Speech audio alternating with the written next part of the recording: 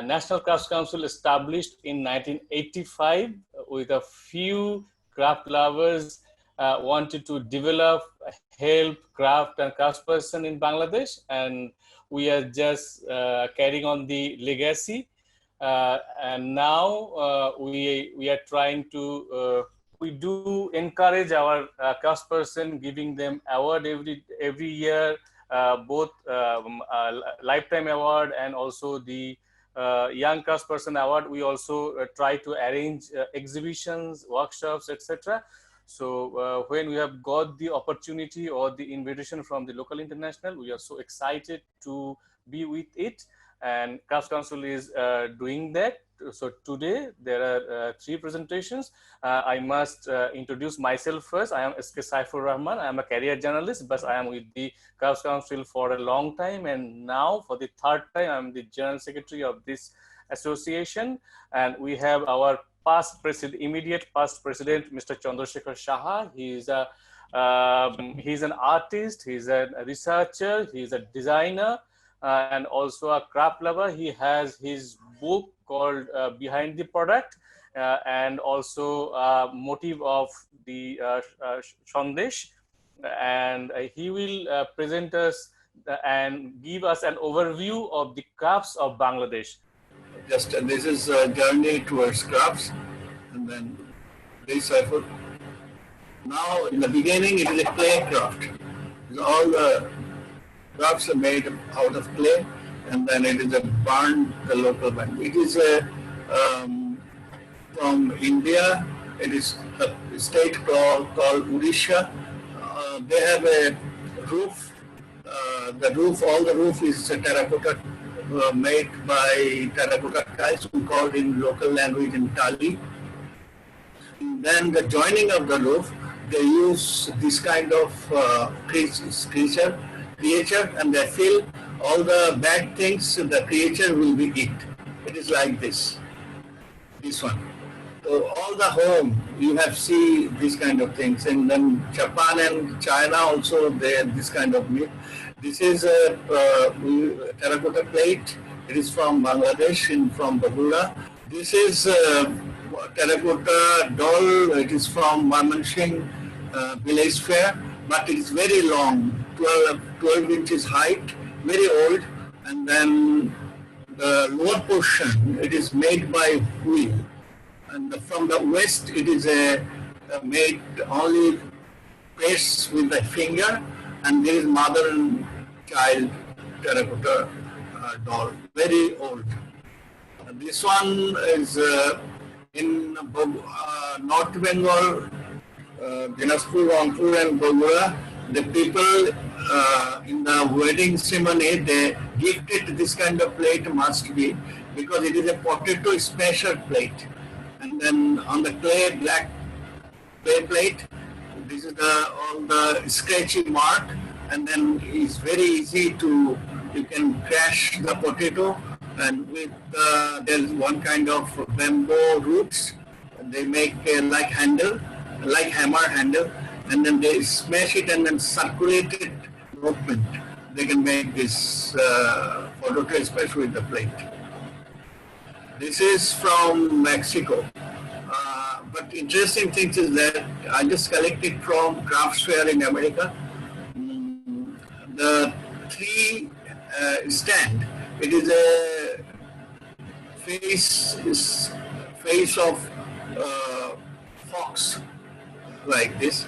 And there is a small iron bits on, there is a cavity on the stand, and then when you shake it, then it is make a sound. And then you see their terracotta pots, and then there is a perforation on the body.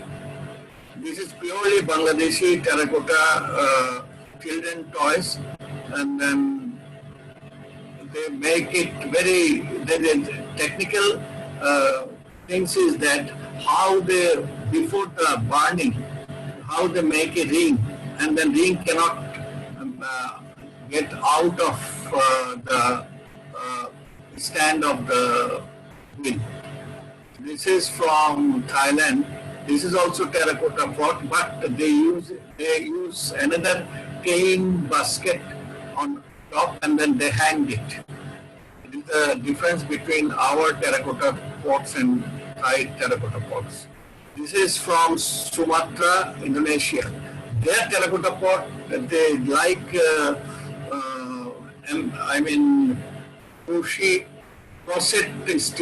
knotting, how you make the lace.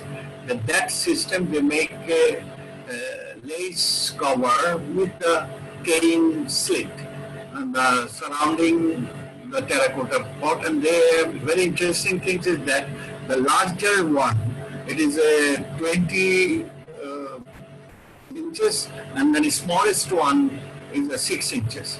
They have a sizing, minimum 6 to 8 sizes, one after another, and they use it their daily lifestyle. This is a small planter, terracotta pots with cane. It is from Thailand. This is also, you see that the big differences in each country have their master craftsmen and tradition, and they make, it is also covered by cane, but the difference between the weaving methodology and pattern, Indonesia and Thai. This is Thai terracotta pot with the cover with cane slits. This is from Japanese rice wine ceramic. It is not porcelain, but clay with the ceramics coating. This is Malaysian one company, one designer's product line. They use, when it is softer, then they pasted all the natural leaves and so many dry flowers and things. After that, they just take it out, and then naturally they get all the marks on the body, and then they washed hand with the sponge. They washed by one blue color. After that, they glazed it. But the total body, the white clay, inside glazed, outside is lightly glazed, very light. It is a designer work with the craftsman. It is in Pindicherry, Auroville, Astram, the French designer working with the Indian potters. But the spoon is designed by me. It is a wooden, and then Arong is still selling this spoon. This is made by wood. This is the ceramics. This cup I collected from Auroville, but the stand I made myself. The inspiration, the old time, like this 1965 or 68 till 70. All the shop, those are selling egg, lintel, rice, and so many things in the small. We called group people together, and then they made exactly same. If you see the stand of the cups, that is the black wrought iron, and then weaving with the very thin ironware. So if it is enlarged, it's big, and then it's egg holder. This is Bangladesh, the Noakhali one potters. They made it, my design. But it is inspiration from the clay, yogurt parcel in the village. And then the middle one, it is surrounded by palm leaf vein. Out of palm leaf, the palm leaf, the craftsmen keep it in the water 7 days, and then it is the green waste is come out, and then all the vein is very hard but softy, and then you can weave it. That is the surrounding. It is one of my designer friend and take home. He made it in Sarawak, Malaysia. It is a oil lamp, and with the master craftsman of Sarawak. This is from coconut shell soap container. You can, on the washroom or bathroom, the people keep it in the soap. And it is from Thailand. And then craftsmen make a ornamentation inside. This is inside. There's the how the motif working on the basic designs, patterns inside. It is also traditional craftsman influence. This is wastage of coconut shell. It is very popular in popular crafts in Thailand for the tourists. This is, I designed one of my craftsmen made for me, but the interesting thing is that it is not wooden. It is palm, dry palm is trunk, very hard. They made it from the palm tree trunk. This is very, it is related to the Hindu community in Bangladesh and then West Bengal also, some sorts of parts. It is called Nokshikanta. Tasmi means one of the goddess, and Shara means plate, clay plate, and then it is very traditional. And then people first burn it and then as a plate, a brown color. After that, they just make a color with the white oxide, and after that, they with the goat tail hair or goat. Some of the goat have a beard also. With that is very soft hair. They make a brush their own, and then they make it very traditional way. In the middle, god and goddess, Krishna and Radha. There are the two their assistants. This is very, very, only one family is still alive in Bangladesh. This kind of wooden toys they are making. After the sizzling and then make a shape of the toys, they make a painted, hand painted, hand crafted, hand sizzled. It is the smallest one is 6 inches. The biggest one is 18 by 20 inches. This is also same family. The first one is an elephant, second one is a horse. This is similar types, but very interesting things is the, I mean, if one craftsman, they don't know other craftsmen, and then one community, they don't know other community. This is the example that exactly same way they're making their own concept. It is from Odisha, it is old. It is very, very famous in Odisha, in India. That is the wooden sizzle old. It is a pattern, color, stroke, same always. Very traditional. But it is very similar to our horse and elephant, but that horse, horse maker craftsman and elephant maker craftsman, they don't know even Odisha this pattern.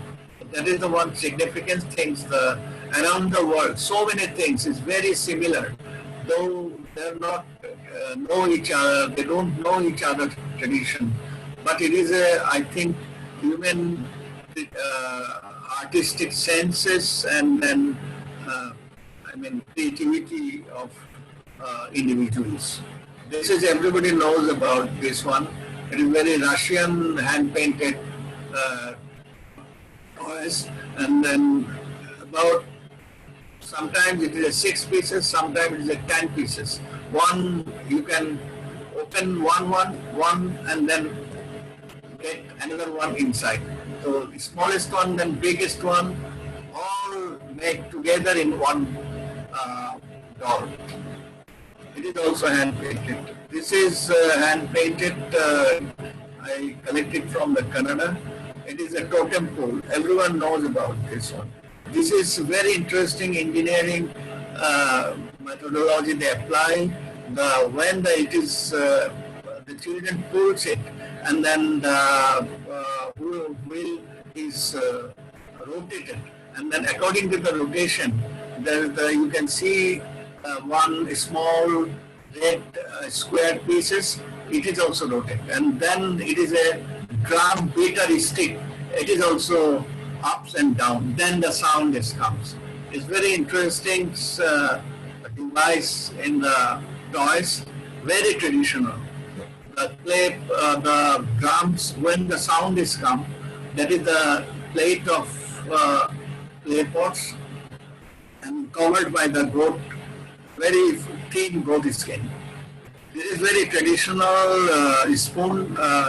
Everyone knows the Myanmar, Vietnam, and China also, some of the parts. They have a lacquer art. This is the spoon by wood. It is from Myanmar with the lacquer outside. These are the two spoons from Bangladesh. We have a Tripura community. It is in Silat. They use it from the bamboo. Both of the one is new spoon, another one is old spoon. The two bamboo is different species. The old one is very heavy, and then people use it, that kind of bamboo, for how we prepare the houses pole.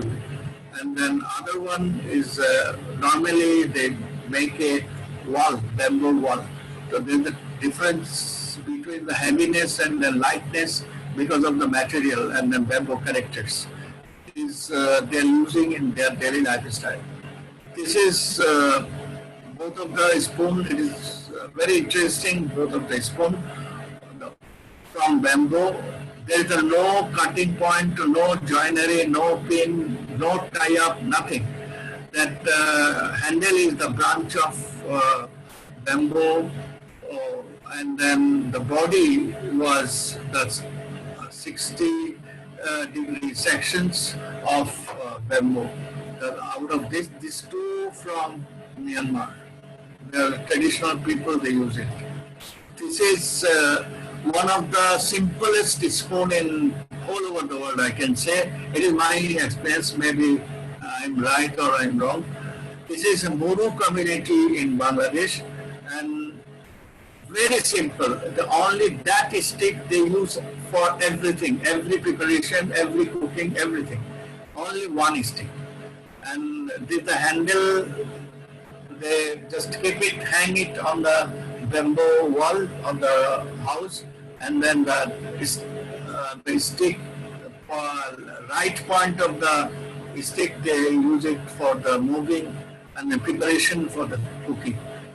This is a very traditional spoon from Netherlands. This is also lacquer. They have also lacquer art, similar. I collected from Berlin and the antique market. This is from Netherlands, and then wood ceramics handles. This is also from Netherlands. You can see the pattern of, this is salad spoon, and the pattern of ornamentation is the Holland, they are using this kind of things very old days. These two spoon, one is very old, the other one is I inspired from the old one, then make a new one. A long time I'm working with around 1981 to 2000. That time I make this new one's collections. It is already sold. But why this first one, which one have a tip of things like a drain? It is using for, the Hindu rituals have a fire, they make a fire on the front of God, some of the prayer time. And then it is a butter oil, they keep the butter oil on the cavity and then put it in the fire with that drain, small grains with it. And then when it is hold it on the surface, and then on the handle, you can see the one stand. So how the master craftsmen make a precision, ergonomics, functionality, and then nature of the material together. This is very interesting. I get it from Thailand again. In the end of the spoon, there is a hanging bell, wooden bell. That bell inspired from a cow bell, and then the spoons end of the spoon where you can hold the material, that is by shell. I mean coconut shell. It is a two kind of material together in the make of one craft. It is very interesting. You see these days also the different types of crafts for the different status of the social affordability or social position.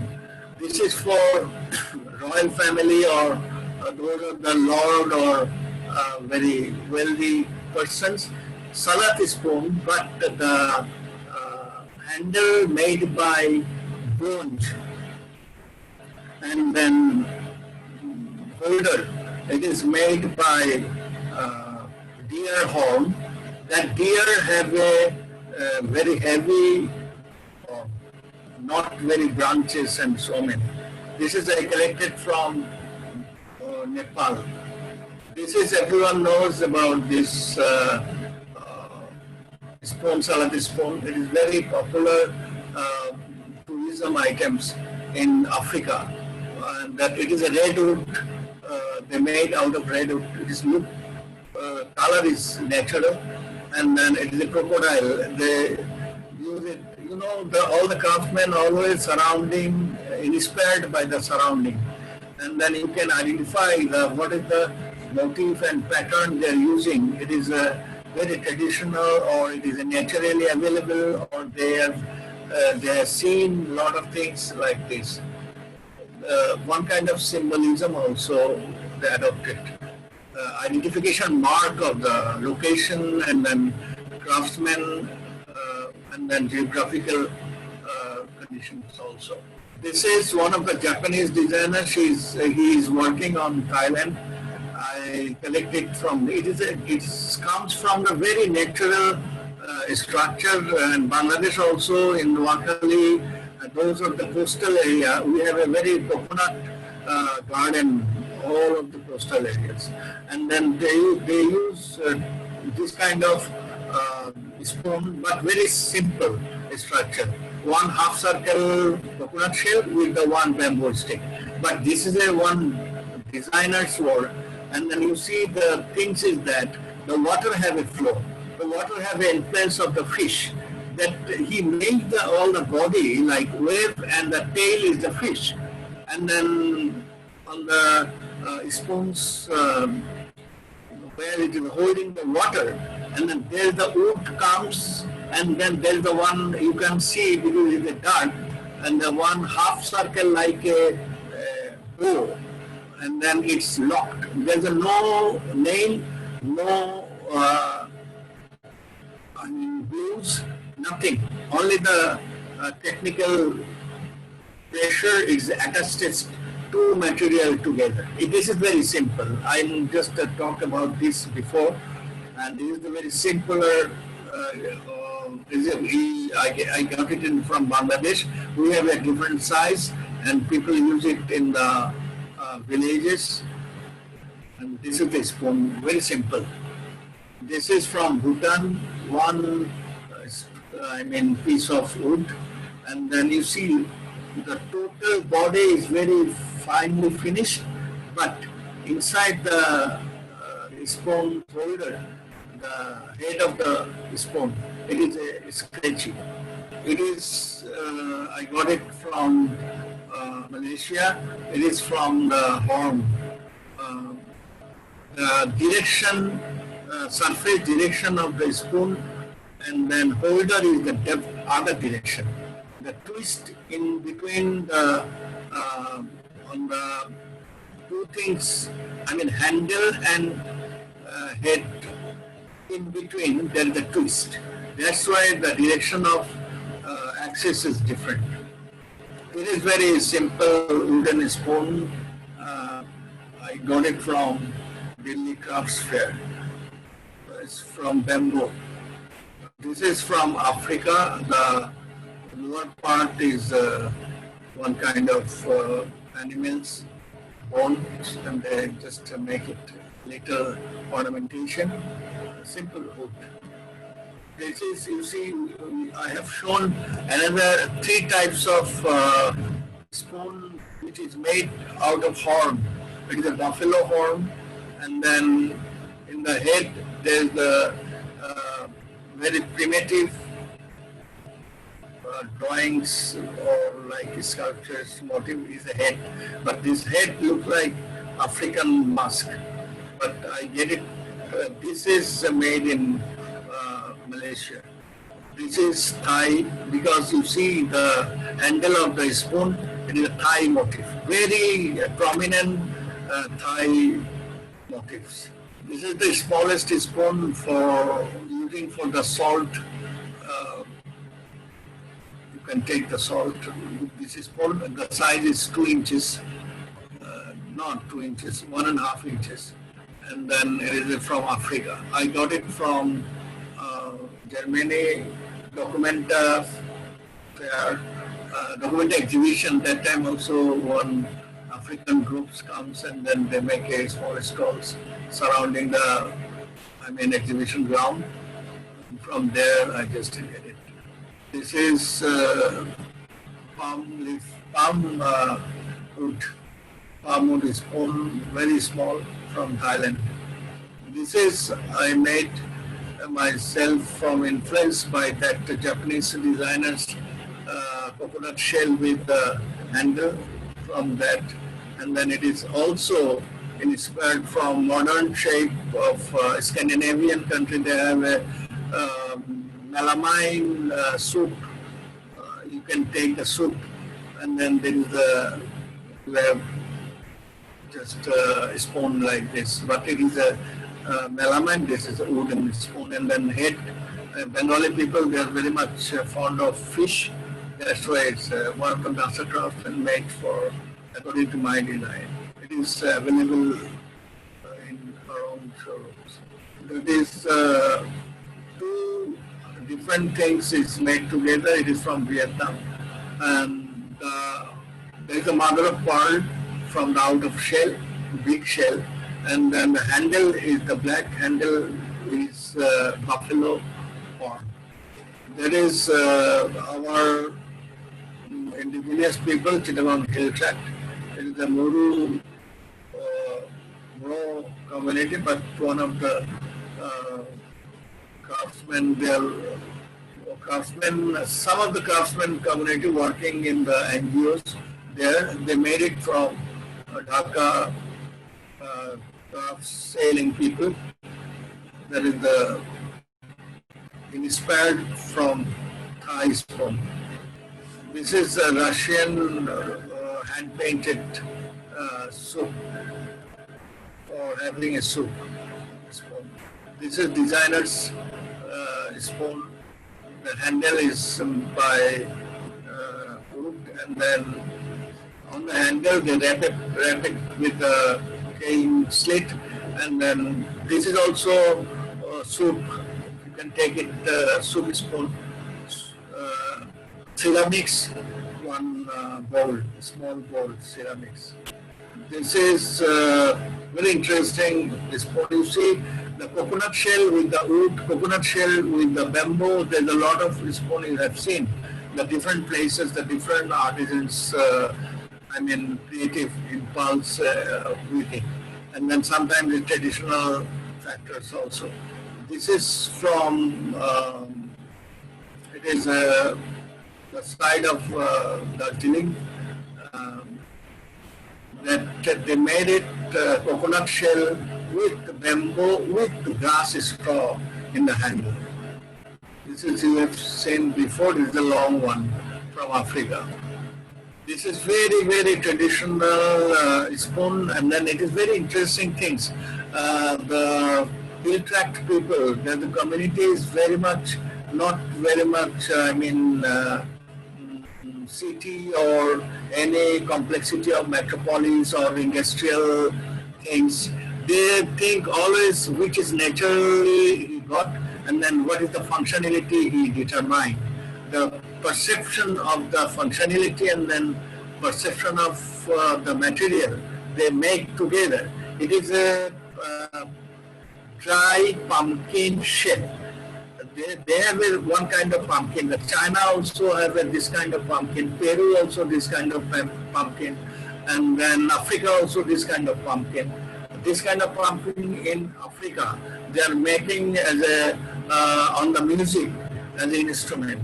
Inside the seat also. But this one, the section, make a section, and then it is smooth.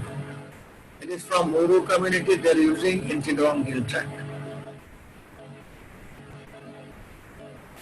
This is a cookies mold from Netherlands. This is also cookies mold in Bangladesh. Only New Year times, Hindu community of Chittagong, they are making the mold once in a year. These are 4 faces. Every faces have a mold design. Very traditional. This is from Africa. This is also dry shell, dry pumpkin. This is from Peru. This is also dry pumpkin. This is one of the masterpieces in Bangladesh, and then it is from Rajshahi area. They use, it is a scanner. I mean lightweight food grain, they scan it with this. I mean you can see the back portion in front because of the photography, you can understand that. But when they use it, they turn it and then they move, shake it with the hand. And then all the perforation design, you can see all the dots. This is the hole in the skin. The goat skin, they can prepare the skin, that cover from the goat skin, and I mean boundary of the that scanner is made by palm leaf branches. Branches means, you know, that palm leaf is very circular, folded, and then stem of the palm leaf, which is joined with the main tree, that is very hard.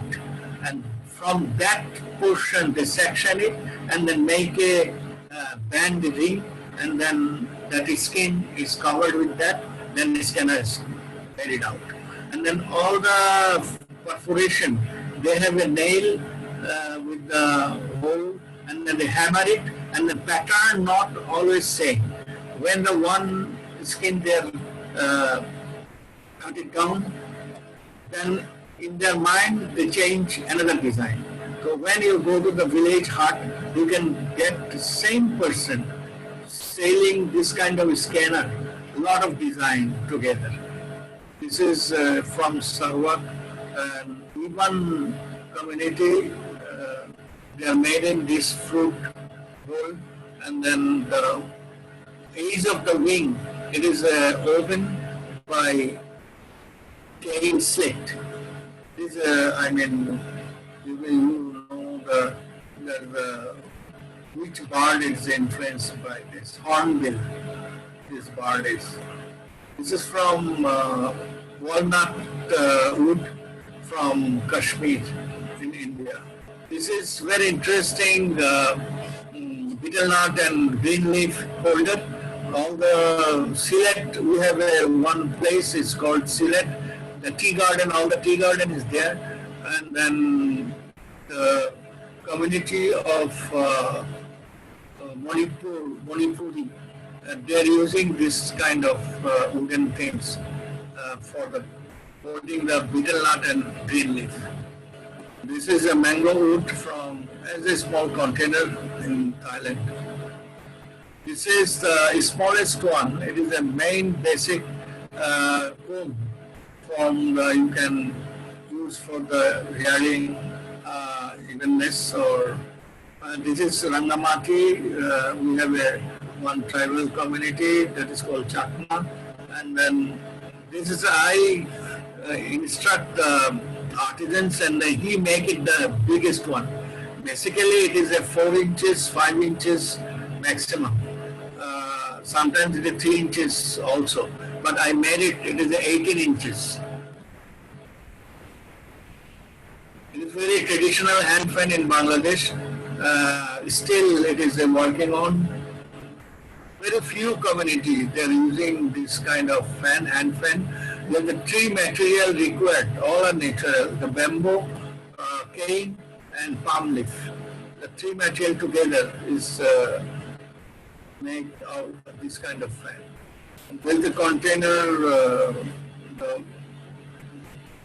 from Malaysian craftsmen. This is very old, still people are not making in Bangladesh. I got it from Barisal, there is the one area, very waterly, I mean it is surrounded by a lot of rivers and so many things. It is from betel nut vein leaf. Betel nut, when keep it in the water and then vein which is split it up and then they made it this kind of baskets. It's small, they were not very big. This is from Lao. They keep it in the fruit. They have a lot of, 10 to 12 sizes. Exactly. It is their lifestyle have this kind of basket always, still today. This is the two-layer weaving. Outer layer, there is the monkey, all the monkeys, even community, they made it. And then inside there's a different weaving. And then outside thickness is half 1/8 millimeter, I think so. And then inside is half or 1/4 millimeter. It's very big difference of the scale. And then that's why the weaving also different. The outer surface weaving is very decorative and precision is completely different. Inside weaving is very same herringbone style in the weaving. Inside, they're the two-layer baskets. That is, they made it is from Chiang Mai, Thailand. They made it like tube, and then they press it, and then it is a two-layer ball of cane sledge. This is also two-layer weaving. Inside the one layer, it is from bamboo. Outside is coconut leaf. This is from Thailand Queen project, Queen Crafts project. This is food grain measuring pots, one less than 1 kilogram. I think it is 8.5 kilogram rice in one time. And this is a two-layer basket weaving from Chittagong, Bangladesh. Very, very old traditional baskets. They use two kind of material, bamboo and cane. That is called Ari. The smallest one is less than 1 kilogram, and then biggest one is 12 to 16 kilograms. This is also measuring pots from, I collected from Barisal from Bangladesh. It is totally by cane, the very smallest one. We call Pali also. There's a lot of local name, this one. Today people using condensed milk container that is made by aluminiums. But traditionally, before they're using this kind of pots. Every people have this kind of things. Pura also people called about it. This is from Barisal. This is also food measuring, food grain measuring pots by cane, Bangladesh. This is one of the, in my sense, it is one of the unique creation of master craftsmen in Barisal. This is betel nut leaf with grass, and then with some cane also with it. And lower portion, it is a square. And then when it goes with the upward, then it is circle. It is the magic of weaving. It is also measuring pots. This is, all the time the civilization, some of the people are royal and some of the people is very general. This is from Jamindars, Lord's family in Bangladesh, and it is also food measuring pots, but made by brass, and then wax casting the outside, engraving also. Wooden coasters from today, people use it naturally. This is from Malaysia. This is Korean cork, pressed cork sheet, and then on the top is a lacquer. But the thing is that the coaster's design is very modern and then artistic. One of the artists he made it. Coasters. This is I collected from Germany in Berlin. And the old days is the European women in the home. They are making this kind of very fine cotton cloth, and then totally the border of the coasters very thin, and then they are using for when they give it to ice, I guess, the water or something, and then under that or tops, they are using this very nice, finest work. And embroidery with very old. This is same thing, textiles. That is ikat weaving in Japan. It is in Bangladesh, but we influenced the technique by Britishers. That's it. It is a designer sword with the cane slit in Thailand. It is Japan by bamboo sticks. That is arm, they made it with the cane slits. That is the bamboo sticks circulated by pasting. Coaster. This is also coasters. Two kind of material. This is also coasters. Different material, but different style. This is coasters, wood and bamboo. No, wood and not bamboo, wood and cane. Wood and cane. This is traditional with the lacquer bamboo from China. That is from Germany. This is the black slate. I get it from Germany. This is the coaster. It is from aluminum on the print. That's also coaster. They're using today as tourist people are selling it. You see the right one, it is a very traditional methodology, finest work, still doing in Myanmar. That is a horse hair, weaving with the bamboo, finest slate. And after that, they lacquered after a long time. And then master craftsman, he make a drawing and design detail on the surface. That means the right thing, it is a transformed to left one. This is my design, still selling in Narong.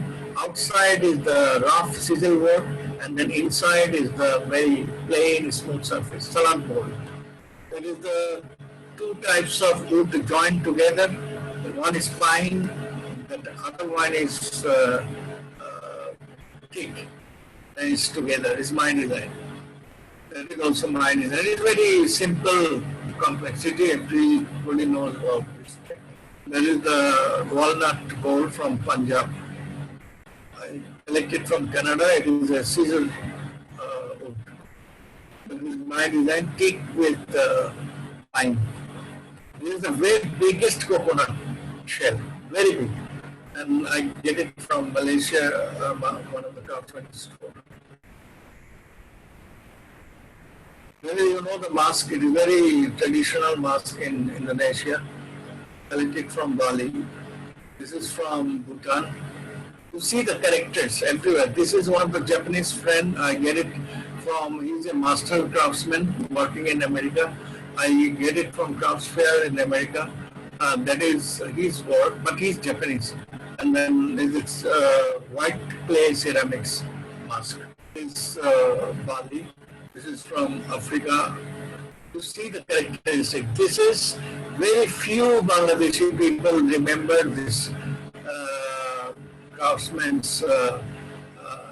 This is not exactly mask. It is looks like mask, but interesting thing is that all the hair and beard, it is out of the palm.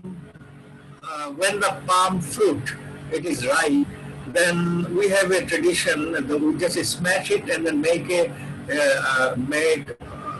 out juice from the fruit, and then the juice, fruit juice, palm fruit juice with molasses, and then with the rice powder, then we make a cake. But that seed, people throw it in the side of the garden, and then it's a dry. Then one of the craftsmen, he cleaned the one surface of the seed and then make some basis style, and the other naturally fruits, the dry vein, comes feather. I mean, it is not attached to anything outside. It is a seed, palm seed. There is a small turtle, not tortoise, turtle's shape. That is one of the design sculptor in Bangladesh. He made it. It is a clay. It's also Mosque look like. শেষ করে দেন সাইফুল তাড়াতাড়ি। Small frames, the designers working the influence of old craft. This is wastage wooden material from Thailand. That is my design. The betel nut wood is the surface. The fungus naturally preserved like this on the tree, and then we make a lacquer out of it, and then the fungus remains same long time. It is now today's very popular product in art. It is mat. That is from Libya. The tea, instead of alternative of catalyst, you know that a lot of people know these things. And then Russia also, they're also using this. The African, very popular, very well-known traditional dolls, wooden toys. There's a bead, with the bead, they made it in Gujarat, India, the village craftsmen, they made it. These are from Peru. My subject is the weaving textile of Bangladesh. So I just give an overview. So I am not a technical person, firstly, but I know the history and everything. So I'll just try to inform them with the information and other. Basically, this is my little bit of resume. Who am I? What am I doing? And this. I am basically a career journalist, and I am with the National Crafts Council for a long time. So handloom textile of Bangladesh. So Bangladesh has a long history of handloom textile. Basically, if you see these relics in the in different places, you can find this. So this is the proof that we, the people of this delta, really know how to weave, how to cultivate cotton, and how to make our clothes of our own.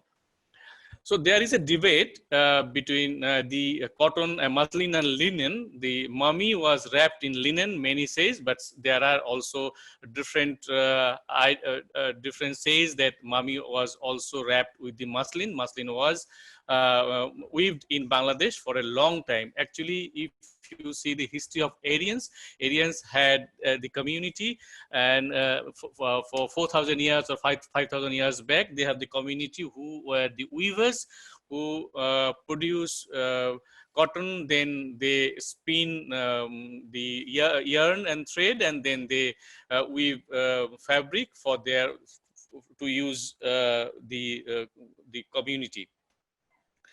So the weavers of the Aryans came from the bank of Indus to migrated to Calcutta. Now the place is called Calcutta or Kolkata, and then to Murshidabad, and to then Dinajpur.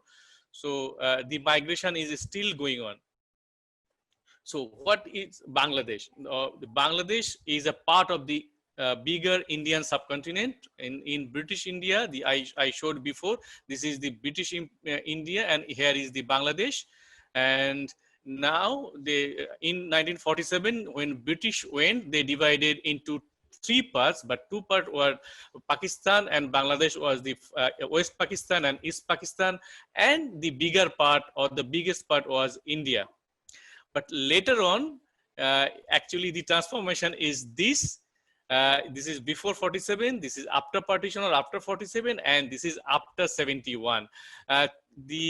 Pakistan and Bangladesh became divided, and Bangladesh became a sovereign country or independent country. So this is the Bangladesh. So Bangladesh has a long tradition of weaving, and there are so many places that distinguishedly detected the tradition of weaving. Tangail is one of them. Tangail is a place near to Dhaka. This is the Bangladesh map, and Tangail is here, is nearby. This is Tangail, the yellow color. This is Tangail, and here is the Jamuna River. So this is the district of Tangail, and the Delduar and Tangail and a few parts. This Kalihati. They are famous for the weaving of saris.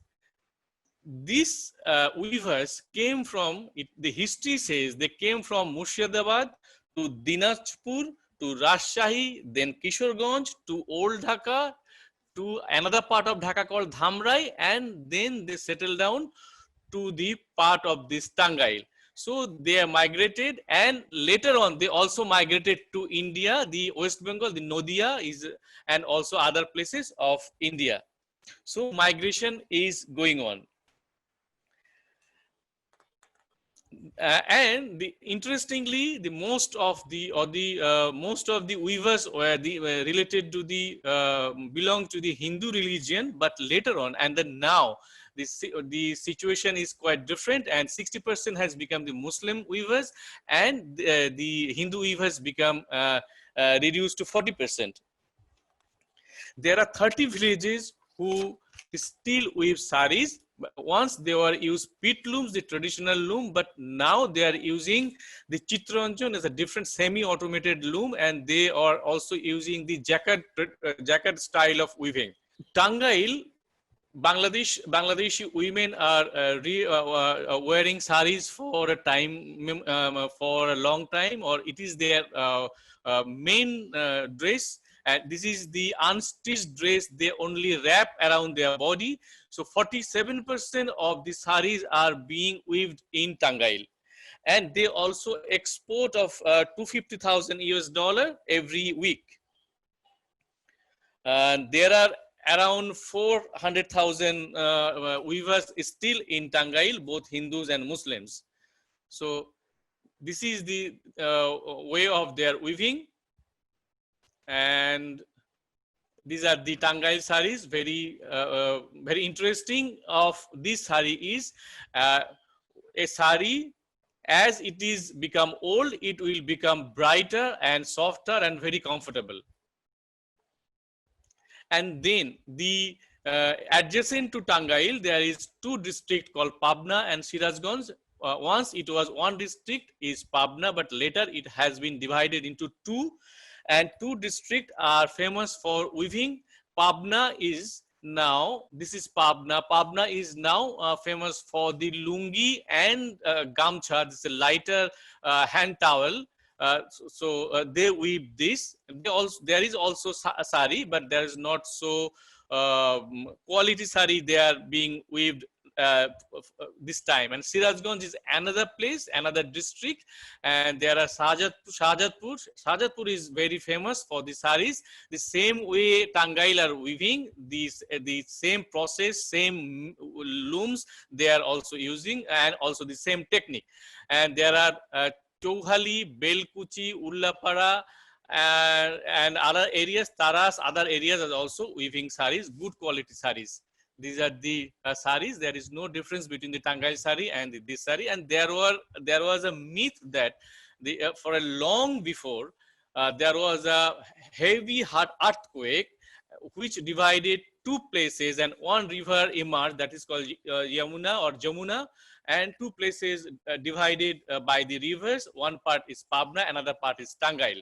But there is no confirmed source of that myth. But in Sirajganj, they also export sarees to India, and there's a formidable quantity, and their saree is also in a good quality. Now I'll go to the northern side of Bangladesh, that is called Rajshahi. Rajshahi is a division, also a district.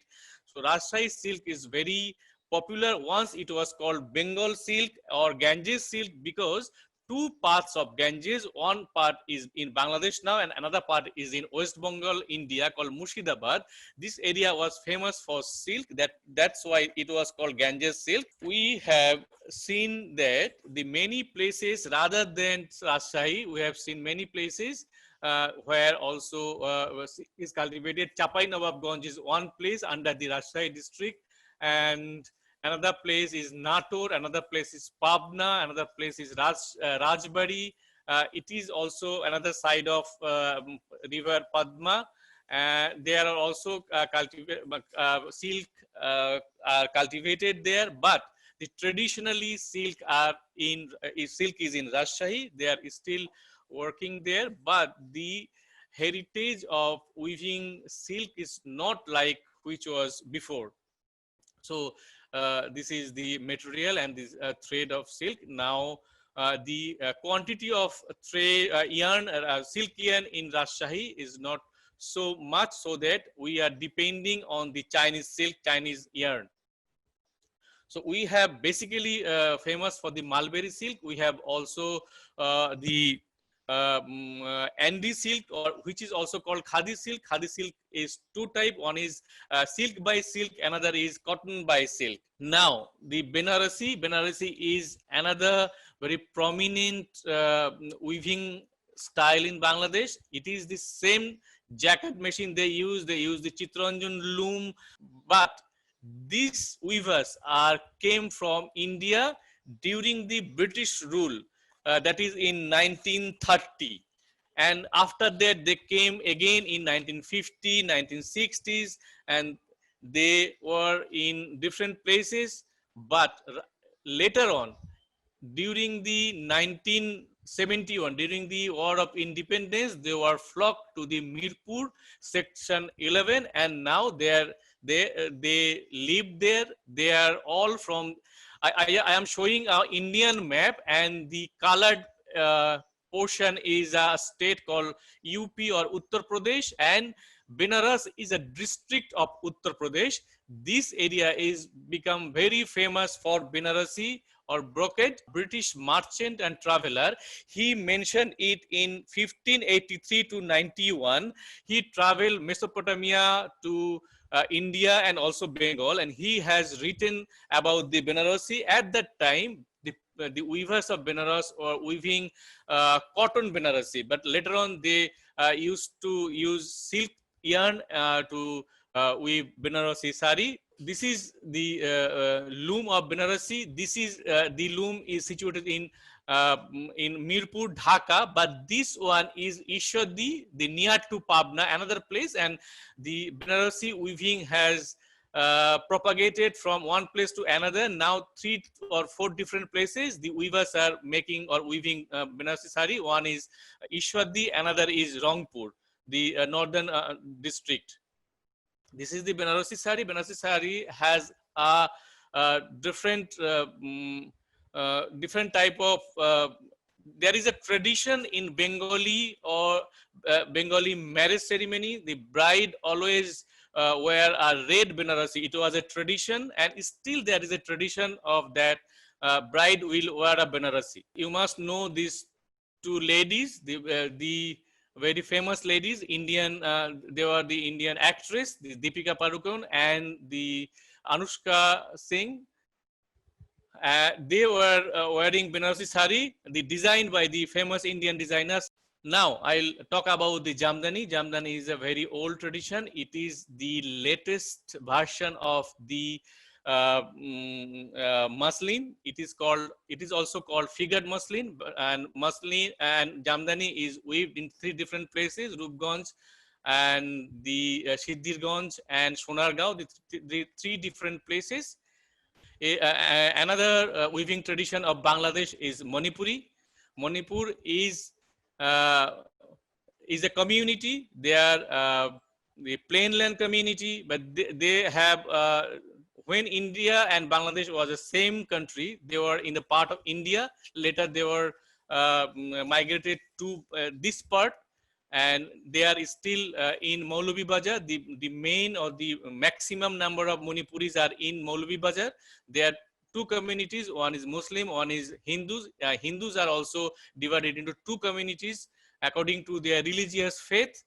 And they are also seen in Sylhet, they are also seen in Sunamganj, and also in Hobiganj. The community has a long tradition, more than 1,000 years of tradition in weaving. So there are two types of looms. One is backstrap loom or waist loom, and another type is the normal loom. The distinctive feature of Manipuri weaving is the temple. These are called temple, and they will use it if they weave sari or they weave scarves or whatever, they will use this temple. It is the signature motif of Manipuri weaving tradition. Manipuri dance is very famous, and they have also their own style of clothing or attire during the dance, and they also weave all this of their own. Bangladesh have a lot of indigenous community in Chittagong Hill Tracts. There are 10 languages and more than 11 indigenous community in Chittagong Hill Tracts in 3 divisions. Also indigenous community in Cox's Bazar and also in Potuakhali. And there are also another community in Mymensingh. So this is Bangladesh, and this is the Chittagong Hill Tracts. There are 3 districts. One is Khagrachari, second is Rangamati, and third is Bandarban. So this is the community, and this is their attire, and they weave their own clothes for a long time, and it is their tradition. And interestingly, girls basically weave. In Manipuri community, girls are weaving, but nowadays males are also sitting at the loom. But in case of this community, Chakma, Marma, Mro, Konchonga, and other community, Tripura, they weave their own attire. And they also their jewelry tradition. Just you can see this photograph. The old lady is wearing lots of jewelry. This is their loom, the different type of loom, and the width is warp is different, the sizes of warp is different. And I was also mentioning another community called Rakhine. Rakhine community basically are in 2 places in Bangladesh. One is in Cox's Bazar, in another island called Moheshkhali. They are also in Cox's Bazar and also in Moheshkhali, and they are also in Potuakhali. I don't know what's the reason. They are situated in the at the Bay of Bengal, at the side of Bay of Bengal. So they have their own tradition, excellent tradition of weaving, and this is their dress.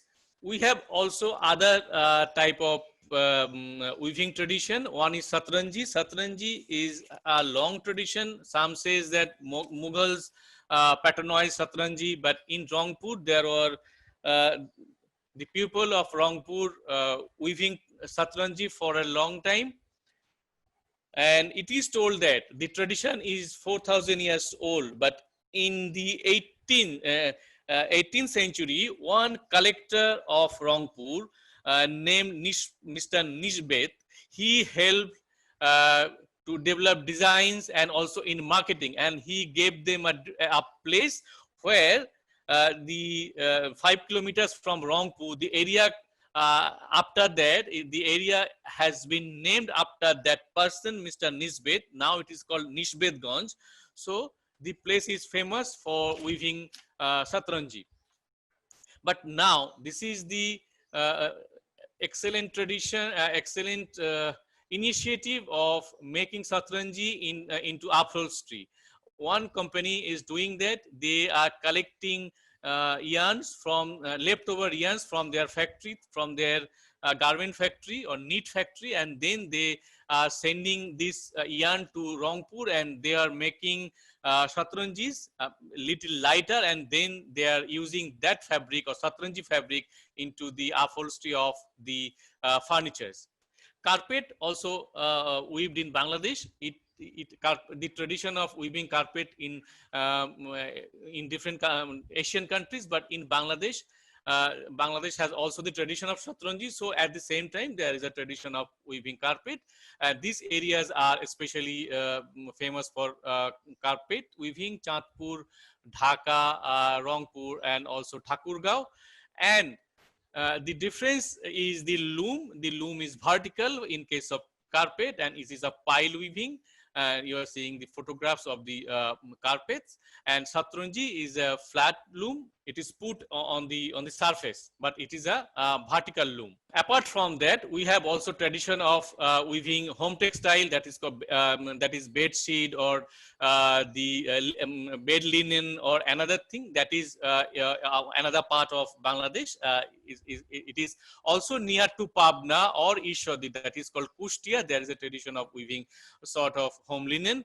But I want to mention about the gamcha. It is really a fantastic fabric. I can say it is a wonder fabric, and there are different places where we can get gamcha. It is from Borishal, also part of Khulna, also Pabna, also part of Dhaka. We can get different types of gamcha or the hand towel. And there is also a tradition of weaving gamcha in the Manipuri community, and their gamcha is bigger one, and very it is the quality is very good. Gamcha is used as a attire, as a headgear, and also used as a jewelry, and also making bags from gamcha. And now the gamcha checks are used in weaving sarees, also dress materials, also blouses, tops. This is become a designers inclusion in inclusion in the gamcha weaving, and they are taking gamcha from hand towel to versatile uses. These are also gamcha checks, and this is gamcha used as a artifacts or the gear. So this is the all about the weaving tradition and techniques of Bangladesh. Natural dyes. This is a screenshot from my mobile phone. So lots of different dyes and in different fabrics. So I'll go and explaining a few of them. So during my research, I found out a few things. So this is apparently a very old strain of indigo fabric found in Peru. So on the right side is the main fabric. On the left, they did a diagram to show which part is containing the indigo. It was found it very interesting. It's still surviving. This is one of the oldest dresses, about 5,500 years old. It's even before the first Egyptian kingdom, and this does look dyed to me. It was very fascinating. I don't know which dye, but this does look. It has a color. In the subcontinent, it started with during the Indus Valley civilization. That's Mohenjo-daro, Harappa. That's 2,500 years back, which is about 4,500 years from now. And the technique they used was with mordant. They used madder back then, and it's India was able to produce. And later on, like in the more recent past, 300-400 years back, India was able to produce, like subcontinent was more advanced textiles than Europe did, and Muslim was certainly one of them. Mughals were, of course, one of the people that really promoted natural dyes. They used it themselves. This one particular image on the left is about late 1700, early 1800. I collected from the internet, from Vienna Museum. In Bangladesh, what I know of is that it was the government's, the history of subcontinent of indigo is or natural dye is very old. But say, from Bangladesh, after we became independent, it started around the early 80s from a government project. And then one of the earliest proponents was Ruby Gosnell, and this is a story I heard directly from her, is that she leased a small plot of land in a botanical garden near to Dhaka, and she cultivated this indigo. but she observed this plant when she was traveling in the north of the country, which is an old place of the indigo. And there's a one particular district in north, it's called Nilphamari, which means indigo farm. So indigo has been there for like, as I say in the last point, from 1776. So Orono, she founded Orono in the 90s and promoted natural dyes through her work to Dhaka and the people in Bangladesh in large scale. I mean, in a moderately scale, so that people were getting to have these beautiful pieces they can able to buy. And she used to, back then, not many dyes was produced here, so she collected some from local market. She imported some from India. She used to get indigo a lot from India until she started to buying from Living Blue, and then used some things that were around her. And as I said, indigo was grown since 1776 by the colonizers in northern Bangladesh as the finest, and it is still grown as the finest. Yes, so this is a debate. I will compare two fabrics for different shades of dyes. On the left, you will always see the handspun cotton, which is the weft is handspun and the warp is machine made, but it is done in handloom by still very one or two few people in Kumilla, which is it's a bit southern eastern district, and it has a heritage of fabric done in handloom. On the right side, you will always see this twill silk, which is a fine quality silk, and this is, this silk, I have to tell a little story. So we were, well, I was working for Living Blue for 6 years, which is a local label, and we were supposed to make scarves for this French company using twill silk, fine silk. But for some reason, I did not get it anywhere in Bangladesh. I mean, the weavers did not make them, the traders did not sell them, and one of the biggest trader in Dhaka, they did not even realize the fabric. So I was a bit surprised, and we were on the verge of canceling that portion of the order. But then I again went back to Rajshahi. It's a particular weaver that we used to work with. So we sat in his little room and was going through a document that was with them, made by the silk board with the help of the Chinese designers, about different techniques of making silk. And there we got this thing, and we were like searching in the internet and finding out how to do it in the existing machine that they have. And then they said they could do it, but they never did it before. So we had to gamble. And after 2 months, they gave us a very fine piece of cloth. So that's how I think twill came into existence, and only a couple of years back. So that's handspun indigo, and that's a twill silk indigo. And this is how indigo looks after it is dried in the middle. This is madder, which gives a red shine. So the shirt that I'm wearing, of course, it's intentional what I'm wearing, because I wanted to show you as well how does it look, or as in a shirt. So this is the handspun cotton, and this is the same material. And on the right is on silk. So you see the difference on silk and cotton, how the shades take differently. So one is more of a pinkish red, and one is a very bright, very nice one on the silk. And madder, they come from the roots. This is a mix of dyes, so madder and indigo. So if you trying to find out, see this indigo and this, I mean, in naked eye, you will probably see a fine difference when you see it in front of you. This has a more of a deeper tinge, and in silk, it becomes really dark, almost black, like a blackish blue. We dip it in madder, which is the hot fat, and then you dip it after it's done, you dip it again in the cold vat, which is the indigo. And then you get the colors together in one form. This is handspun in myrobalan.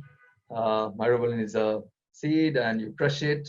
So how these myrobalans or madders are used, or few more like pomegranate shell, is that you have to boil them. These are hot fats, and indigo is the only cold fat. So this is pomegranate shell.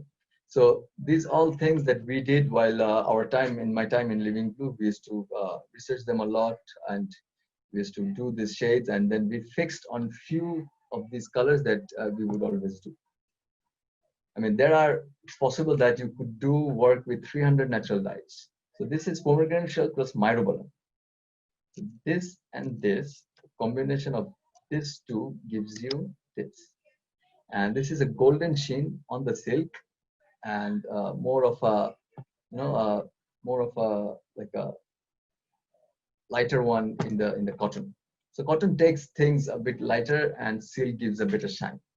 This is 3 dyes, expensive, because each process you have to do 3 times, right? So it's the labor cost, it's the cost of these things, but it's worth it. What you find out at the end of it. So this gives a green color with pomegranate shells, myrobalan, and indigo. So you do the pomegranate shell first, you boil it, you dye the fabric, take it out, cool it down, and then you do it again the same process with myrobalan, and then same process but in the cold wet with indigo. And finally, you get a green color. This is with banana flower. So banana flower is kind of a vegetable, and it's widely eaten in Bangladesh, many places. But with the shells, you can also make a dye. And it's these are like light colors, very nice ones.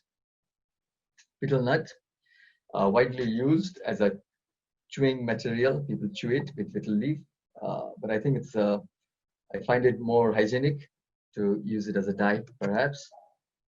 And these are the shades that you can find. Eucalyptus.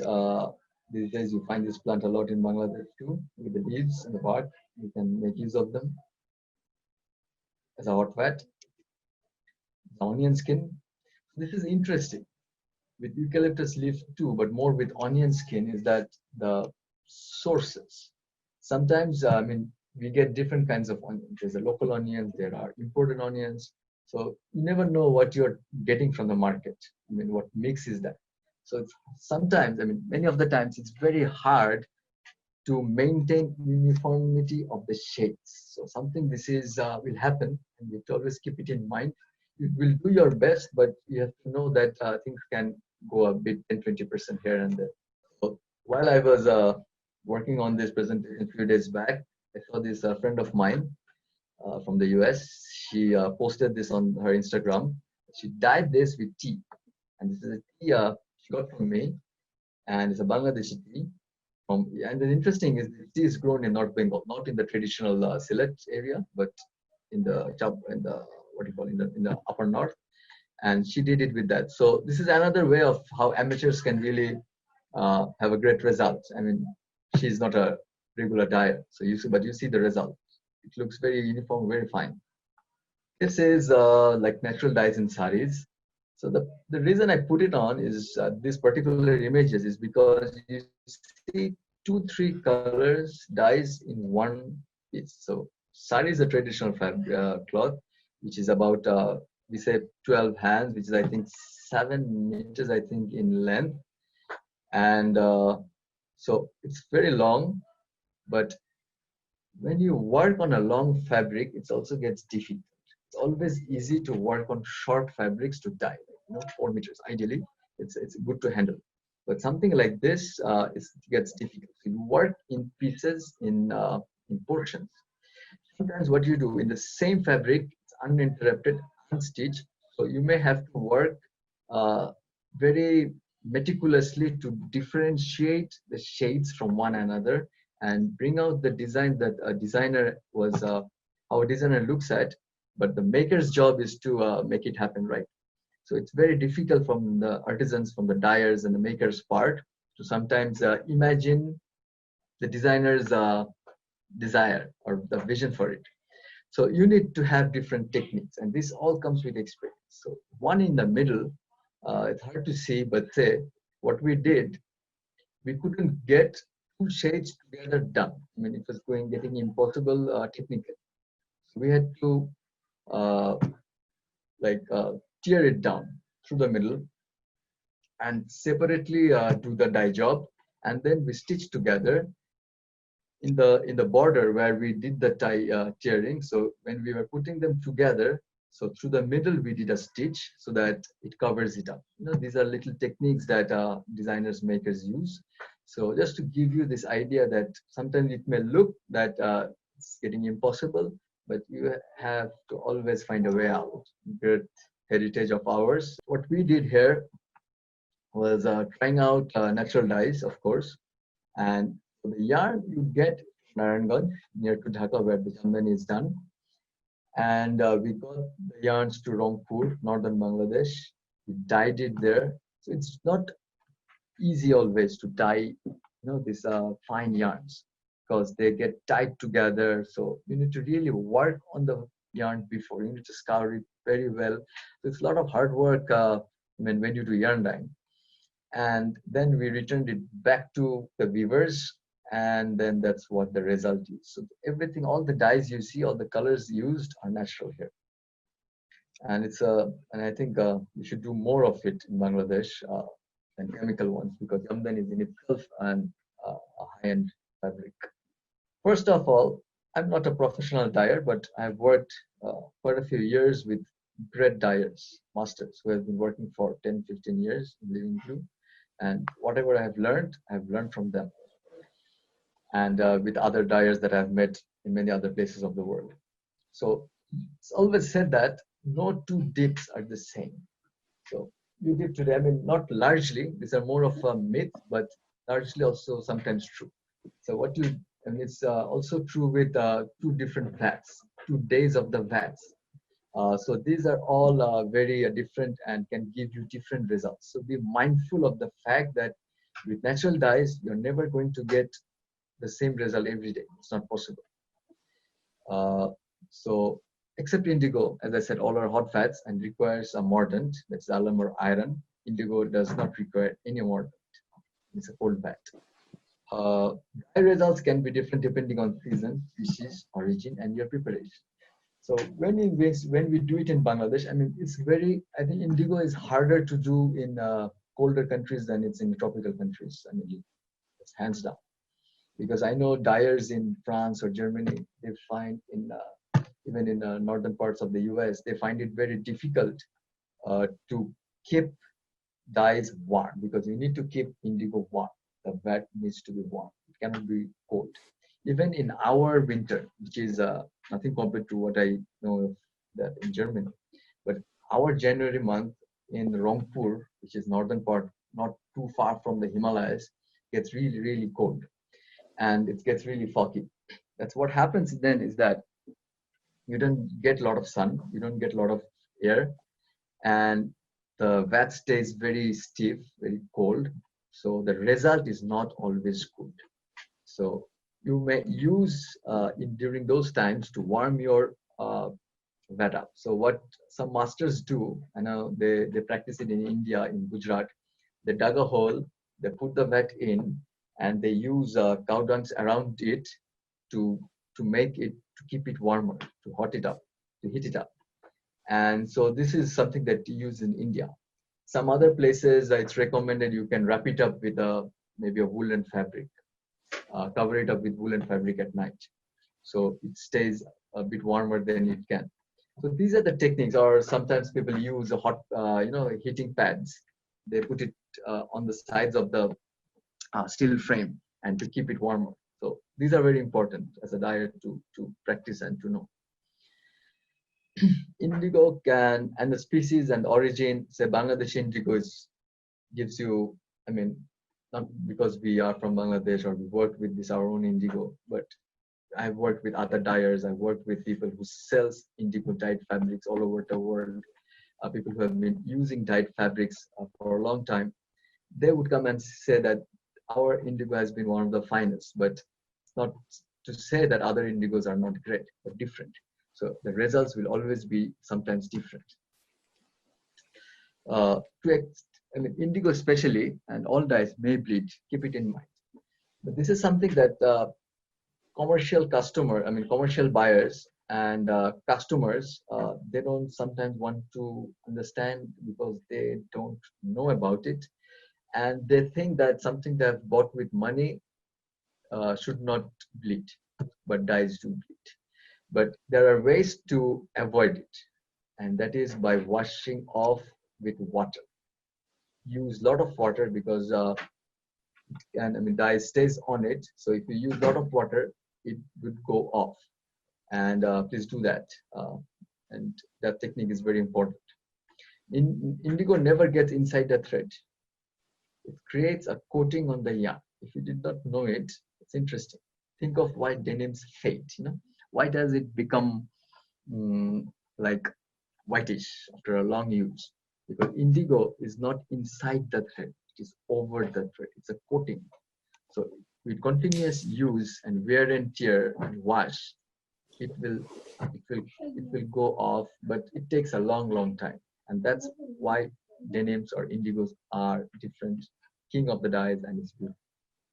Before you can claim to be a master, I mean, there are not many masters. There's a long winding road. So be humble and always expect to be surprised, because you never know. I mean, your vat may be dead next morning. So you have to really know well to take care of the vat. It's a long way. I mean, I did some dyeing, a few times in Rangpur, and it's a lot of fun. And it seemed to me it's the easiest job, but it's probably the hardest one of many of the crafts, because I mean, to know the character of your vat is very important, and it takes a lot of time. It has a health. You need to take care of it every morning, after every day's work, and before every day's work. You need to stir it a bit. You need to test it. You need to know how it's held today. So that's how you adjust with putting more base or more indigo. So these are very, very. It's about experience, a long experience. So always keep on trying. Be extremely careful to source your natural indigo. So this is something I did not know until only maybe a couple of years, that people have been mixing natural and chemical indigo together and selling it. That's horrible, but that's true. And I mean, when we came to know of it, it was really difficult, because while my time in Living Blue, we used to do this job, of course, very diligently. It's like a ritual, the production of the indigo. It's one of the most important part of Living Blue's life, our farmers' job. And we do it very, very nicely, with proper care, and to produce an authentic dye. But then you find out people are buying dyes at half the price, or maybe 1/3 of the price, and claiming they have dyed with natural dye. But it's actually not in many cases. That we found out in one of our Shekhar was there.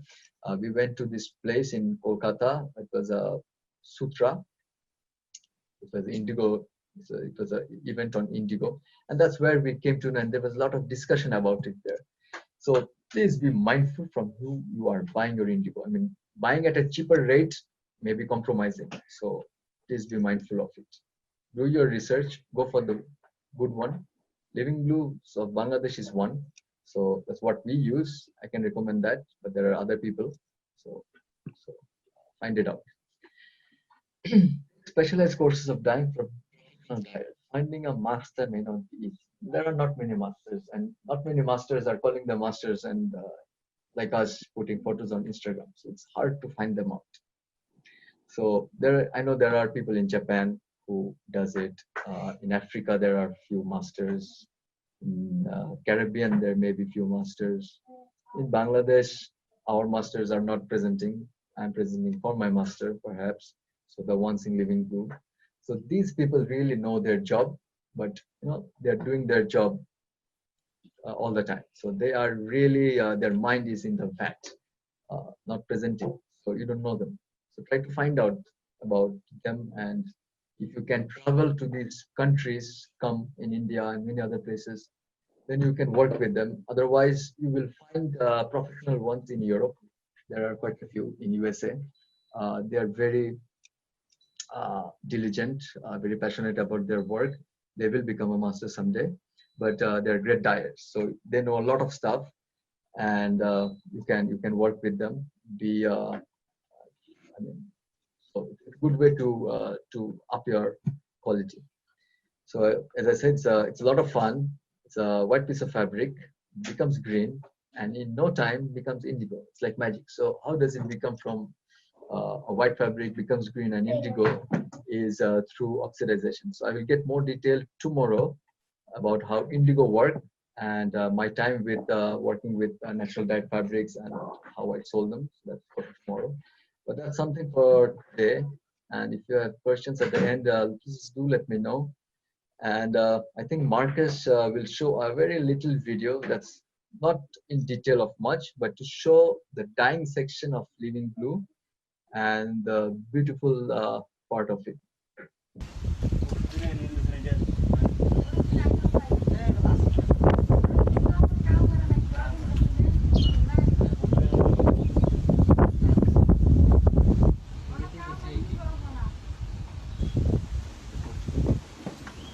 This particular clip is interesting to see because you know, these dyers working together, they do it all the time.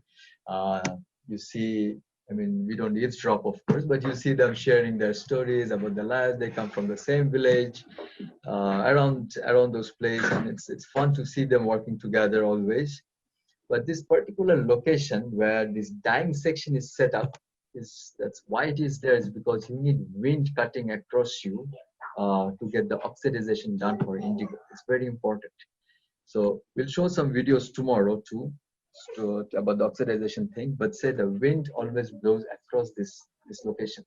And when it does, this is very helpful to get the fabric in a better shape, in a better luster, in a better dye, you know?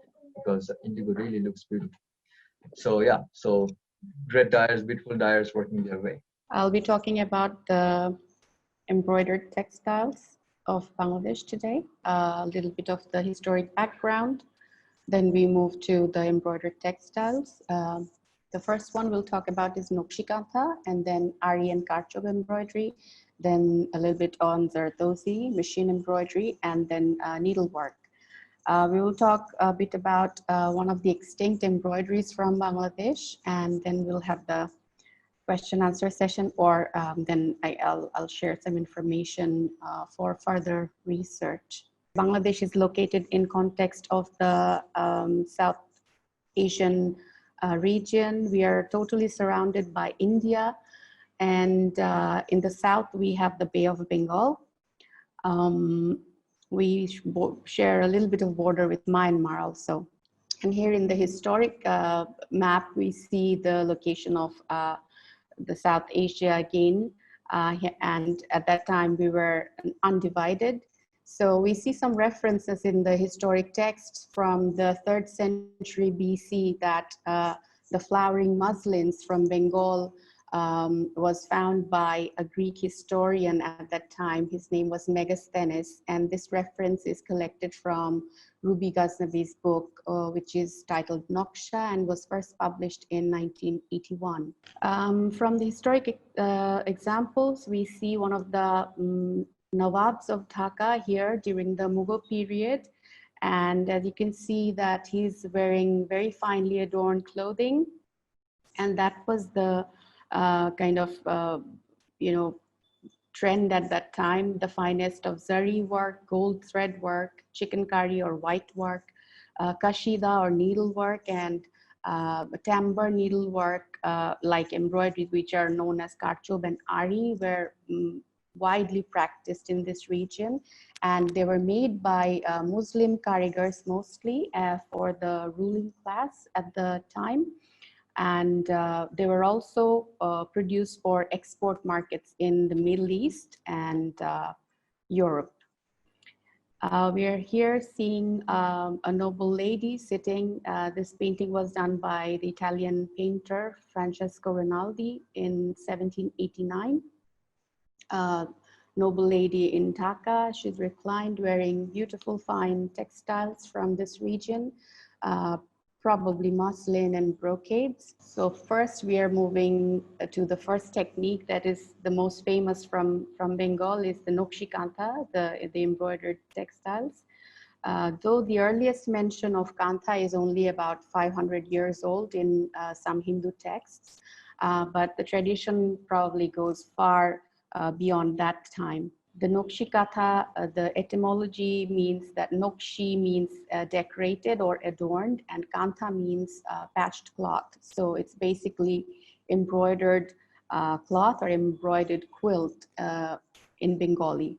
made? It's made from old sarees, which are layered one on top of each other. At times, the menswear, which is a lungi, a traditional menswear, which is also worn and torn, is also used in the layers of the kantha.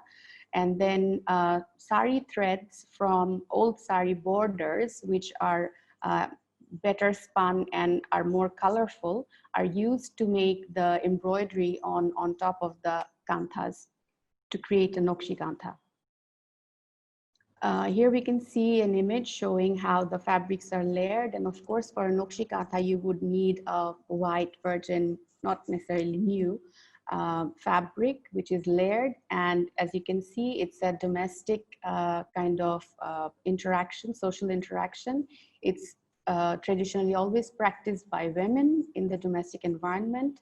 It's not produced for any commercial use historically, but nowadays they are produced commercially.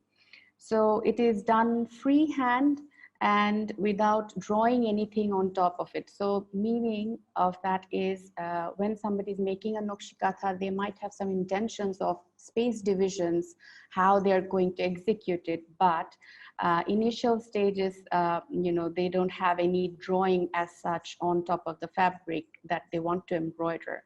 So it's like doing a freehand painting on that piece of fabric.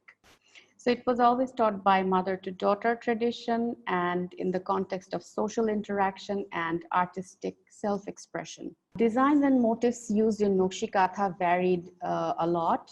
Mostly we see a lot of flora, fauna, animals and plants. Religious figures, gods and goddesses, mythological characters, they all appear in Nokshikanthas.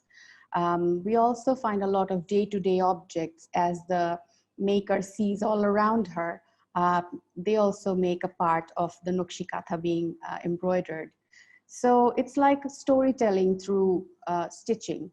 So there's a strong influence of religion on Nokshikanthas depending on who's making the kantha, because a Hindu lady who's making a kantha would naturally create more figurative pieces than a Muslim lady, because drawing of figures is not really encouraged in Islam. So we find more decorative and you know, plants and floral motifs on the kanthas made by Muslim ladies. And the stitches, it's basically made by the humble running stitch generally and mostly, and a variation of the running stitches used to create the motifs and do the filling of the spaces.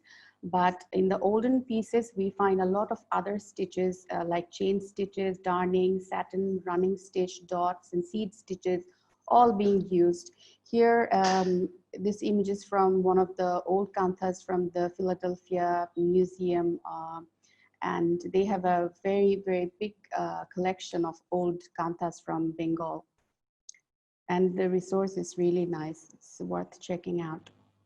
Here it's a glimpse of how the running stitch is used to create various types of borders and how the needle is actually run around the previously done running stitches to make different kind of borders and shapes. It has got a lot of similarity with the sashiko embroidery or sashiko stitching that is done in Japan also. So we see some similarities there. So Nokshikatha traditionally has had a lot of use, and based on the use, the variations of kanthas were determined. Some kanthas, the big ones, would be used for blankets or coverlets. The others would be used as the smaller ones like book covers. There would be kanthas, small pieces to serve food on, like a placemat. And then there would be prayer mats or jainamas as they are called. And then for Hindu ceremonies, they have got ashons. And then there is another one called arshilota, where the embroidered piece of fabric would be used to wrap personal belongings and grooming objects. So depending on how the fabric is used, the names were different. So development in Nokshikantha, it's always been a folk art, and after the liberation war in 1971, the country was war-torn, and a lot of activities were going on to bring about, generating a lot of income for the new country. So the government and the NGO or non-government organizations working at that time thought of, harnessing the rural skills of the Bengalis, and they came up with a lot of development projects based on the skills already that are there existing in the country. So then Nokshikata was, used to generate income and empower the poor. So in the rural areas, a lot of projects with this kind of development projects are happening now, and they're very widely sold locally and internationally. So the use of Nokshikata nowadays have changed from a humble bedspread or something to very fine fashion clothing items are made from them, like many home textile items, fashion accessories like bags, totes, scarves, jewelry bags, and even jewelry objects are made out of Nokshikata these days. So this is like a modern day interpretation of textile tradition that is in Bangladesh. Now I'm moving on to the next technique, which is the Ari and Karchov embroidery technique. This one is pretty different from Nokshikata, and unlike the previous one, this is mostly done by men. This particular embroidery technique was first done by the cobblers who were working with leather saddle makings. They came up with a very fine cobbler's awl, which could create silk, which could create a very fine embroidery with silk yarns. So this was in 350 years ago. They were living in the region of Kutch in Gujarat in India.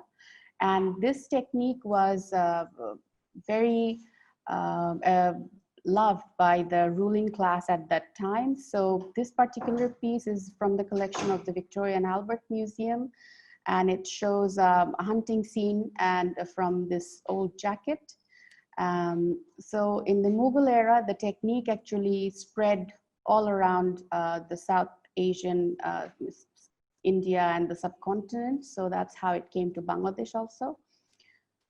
But it's the way it's practiced now, it has a different history, as Saifur Bhai also mentioned earlier. The name Ari embroidery comes from, it's a bit of etymology, the word ara, which means the cobbler's awl. And this fine embroidery tool was developed by the cobblers. So this fine needle is used to make chain stitches. And as you can see from this image, it was used to apply beads and sequins. And still today, it's a very versatile tool that is used in many embroidery crafts. Here, the Karchov embroidery, where the name comes from, is the big wooden frame that is used to do this embroideries on. The Karchov embroidery frame is actually used to execute many types of embroidery, including the Ari and then Zardozi. It's a kind of gold work, and then Kamdani, which is again a flat kind of gold work and silver work embroidery. So this name of the frame is called Karchov, and that's where the overall umbrella name of Karchov embroidery comes from. It covers many different branches of this type of embroidery. In this example here, we can see that this is done on a Karchov frame, and using the Ari needle, it's appliqued fabrics, and then a lot of beadwork and sequin work, and then textural stitches are used with fine silk thread to create different variations of the texture and so it can vary from a very fine embroidery to a very three-dimensional kind of work. So it's very versatile to work with. So that's how it's very popular amongst the fashion designers and creative couture designers to use this technique. So how this practice is done, I'll go a little bit into that. The embroidery is typically practiced by the men in the community. The training is done from a very early age. Say a boy from the age of 7, 8, they would start to work with their older brothers or father. And then they would start doing the simplest of the chain stitches. And then as they move along, they would be introduced to more complicated uses of that stitch. And then by the time they're 20, 22, they will be really well-versed within the entire area of all different types of techniques that can be applied as an embroiderer. So the embroidery is done by learning by doing, as they learn as they start their practice also. And it's this embroidery, unlike the other folk ones, this one is totally designed to do heavy duty production. That means that a commercial production of embroidery very easily done on this type of frame, because an embroidery piece can be done from both sides of the frame, and depending on the length of the frame, at least 4 to 8 to 6 people can sit around and work on the same piece, which you know, generates speed and accuracy. And so how the practice is now in Bangladesh of this particular embroidery craft, there is no formal training facility. It's done traditionally as a continuing occupation. So people are just taught as they come. So no formal institution to do research, practice, and education on this particular embroidery. Some women in the community do practice the art of Ari and Karchov. They are not formally taught, but they are taught because everybody around them are doing it.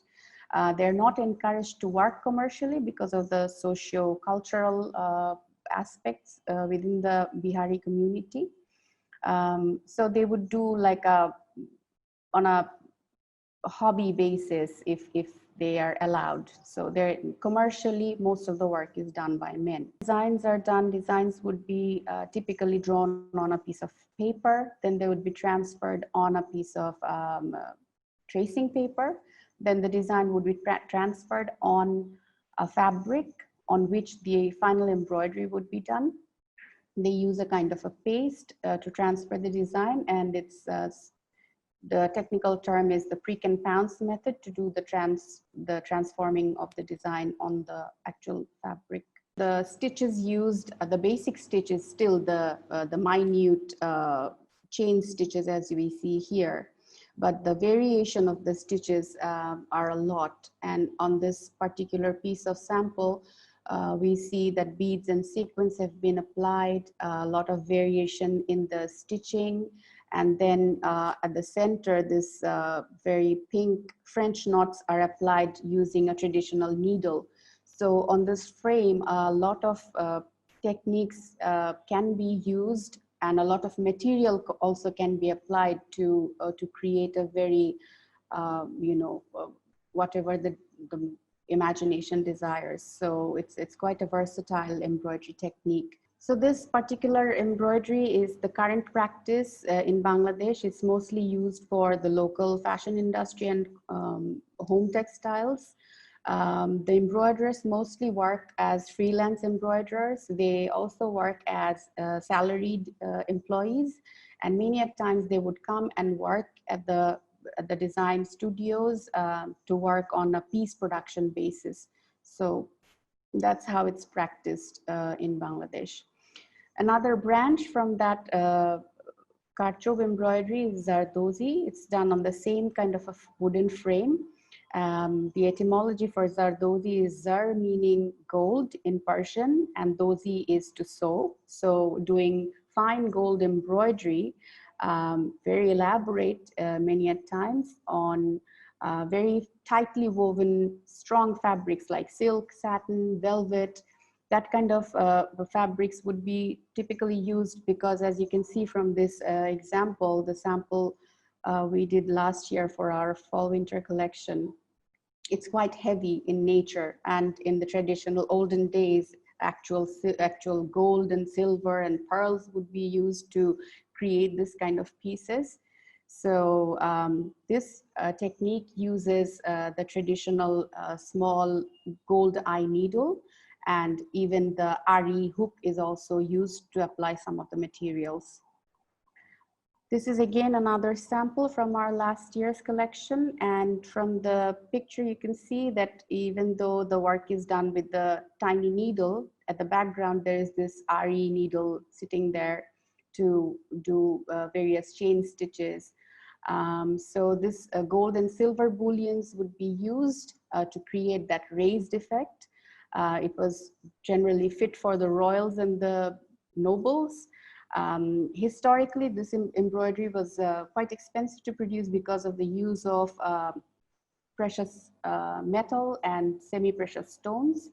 And still today, it's very expensive because it's very time-consuming and slow process. And the embroiderers who are specialized to do this kind of work, they are at a decline because everybody wants to produce faster and not so expensive. So the kind of stitches, as you can see from this example, also developed by us, it's from the center of the flower, there are like loop-like gold and silver bullions used to create the textural effect. And then, as I was talking about, using very strong material, silks mostly, and velvets, so that it can withstand the weight of the work. This is another photo from our collection. And since it's very expensive to produce, only applied on high fashion items and mostly maybe in bridal wear or special occasion wear. This kind of embroidery we are seeing less and less in practice these days because it's quite expensive to produce, and not a lot of embroiderers would be interested to learn this very slow technique of embroidery. So they are also at a decline. So this one really needs a lot of support from designers. We will move on to the next technique, which is the hand-operated machine embroidery technique. And from this image, we are seeing this fine embroiderer working on this automated electrical machine, which is actually altered and it's manually, the width of the stitches can be adjusted by the embroiderer. And this practice is also done by the Bihari community mostly, but then a lot of Bengalis are also now getting in the trade of this embroidery. The transferring of the design is similar to the Karchov embroidery. Here we can see a very fine artwork like textures and effects can be achieved with this particular technique. Usually silk thread is applied on the top of the, on the fabric itself, and from the bottom feed of the machine would be a synthetic yarn. So it's less expensive and it's a bit stronger from the bottom for reinforcement. So this is also a quite versatile technique to work with because of the use of the wooden frame, and the design can be as big or as small. So the stitches used can be varied from like short filling stitches, satin stitches, cutwork embroidery-like effects can be achieved with this embroidery. And this embroidery is also applied mostly for fashion and home textiles in Bangladesh. Then the last one we'll talk about is the needlework. It's again a domestic activity practiced throughout Bangladesh by every household, every woman. In the rural areas, they are expected to learn some needlework, you know, practice. It's a part of their grooming process. So some basic stitches will always be taught, and that skill actually became very handy when as I was talking about the development projects in the rural areas. So these home workers were then trained on their skill to even further develop their existing skills, and that actually became an income generating activity from that very, you know, hobby that they had or some skill that they were taught as young girls. So all sorts of needlework is found throughout Bangladesh. Lastly, we will talk about an extinct embroidery from Dhaka. This is a type of embroidery called chicken curry. not the eating kind of chicken curry. This one is chicken. Chicken means fine, and curry is to embroider or to do. So this is a fine embroidery work that used to be done on muslin, on Dhakai muslin. And from this fine example here from this, I believe, was from originally from Paula Manfredi's book on chicken curry. And this one has the use of white thread, a cotton thread, and a bit of wild silk thread, which is naturally this beautiful golden yellow color. So this used to be done in Dhaka a lot, and from the documents we see that it was exported heavily for the European market in the 18th century, because everybody came to know about it, and the Crafts Council of Bangladesh also, they found some practitioners, and then there was this award, they have this award campaign every year, so they called for some practitioners and they identified them and awarded them. So workshops were arranged and new artisans were trained to revive this embroidery. So now there are some fine NGOs and fashion brands who are practicing this embroidery in a limited capacity, but still it's not totally lost. However, this particular embroidery is very, very widely practiced and found in the region of Lucknow in India, in Uttar Pradesh, where I think the ruling class from Bangladesh, actually Bengal, moved there in the northern part of India, and that's where all the embroiderers also left, because of there was no patronage and no clientele basically left for this kind of work. So in India, you see this work still today doing in its beautiful glory, but unfortunately it's no more in Dhaka, not in the scale that it was done in. The difference between Zardozi and Kachuku. The Zardozi is a type of, it comes from the same branch as Kachupi embroidery because it's done on the same kind of frame. But Zardozi typically means the heavy gold work embroidery that is done. But on Karchov, there can be many other types of flat thread work only, or beads and sequence work, and many other types of work can be done on Karchov, along with Zardozi itself. But by Zardozi exclusively, we mean the heavy gold and silver work. What is the work of the first slide in the Nokshikanta you presented? Is it a traditional one? Yes, all the Nokshikata images that I have shared are from that website of Philadelphia Museum. You go to their textiles section, and there's a huge range of old kanthas from mostly from Bangladesh, and Nokshikanthas mostly from Faridpur and that area. There's a beautiful book on this entire collection, which is quite rare to find. You have to order it separately on Amazon. So it's from that collection. So yes, it's a very old piece. It's probably 100 and something years old.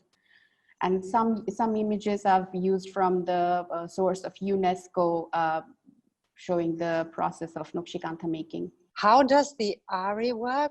Do you have to use two sets of thread, one from the face side and one from the back?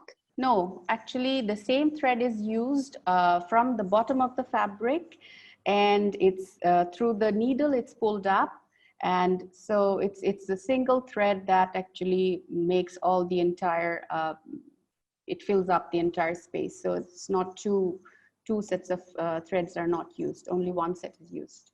Is there any book or source in Bangladesh to know more about embroidery? You know, first thing to do would be to go to all the bookstores, go to Oronno, or find all the craft books that are there in Bangladesh based on Bangladeshi traditional textiles. Amazon Books is the best source to find books anywhere. There are 2-3 books in Bengali about the Nokshikantha. The oldest one is written by Miss Parveen Ahmed, late Parveen Ahmed, and also you can get a book on Nokshikata by Sheila Boshak. It was published by Ananda Publishers from India, Calcutta. Different types of embroidery. Are these different types of embroidery specific to particular materials, or can it be done on any material? Most of the embroideries can be done on any material except for some heavy home textile material that are like suitable for curtains and stuff. But other than that, most of the techniques are workable with most of the techniques, most of the types of embroidery, I mean, except for the needlework. There are some very fine stitches that may not be applicable to heavier materials. So there are some embroideries, some materials that are suitable for heavier weight fabrics, and some are more suitable for fine textiles, fine materials. So the techniques are pretty versatile, but maybe there are certain stitches that cannot be applied for, you know, depending on the weight of the fabric. All over Bangladesh, there are people using jacquard and semi-automatic looms. Is there any images of what kinds of looms they are using? And do you have access to any manufacturing companies? The images I can send, actually, it is possible because semi-automated looms are used basically, it is actually replaced, the semi-automated loom replaces the pit looms.